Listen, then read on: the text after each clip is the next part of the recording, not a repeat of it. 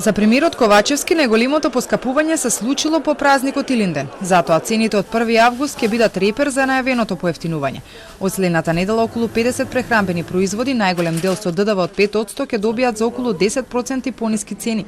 По летниот ценовен шок, властите одлучија да носат мерки против поскапувањето, кое според нивните анализи било најголемо минатиот месец. Ова ви го кажувам бидејќи ги гледавме, ги анализиравме цените, и практично покачувањето на цените се случува најмногу после 1 август.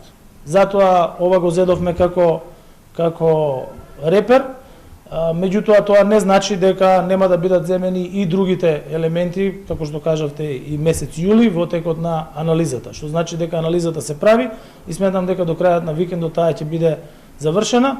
Од викендов повеќе нема да има ниту акциски промоции. На ваков начин ќе може да се продаваат само безалкохолни, алкохолни пијалоци и хигиенските производи. Оваа мерка ќе важи до крајот на ноември.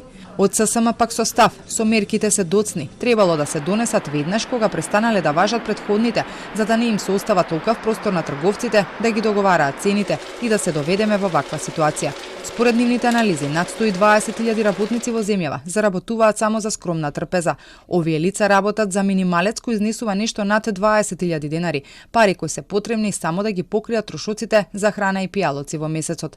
Надлежните пак најавија, маркетите кои нема да ги почитуваат владините одлуки ќе бидат затворени.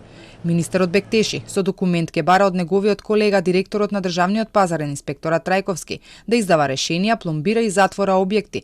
Ова барање се темели на ригорозни членови од неколку закони, меѓу кои и оној за заштита на потрошувачи.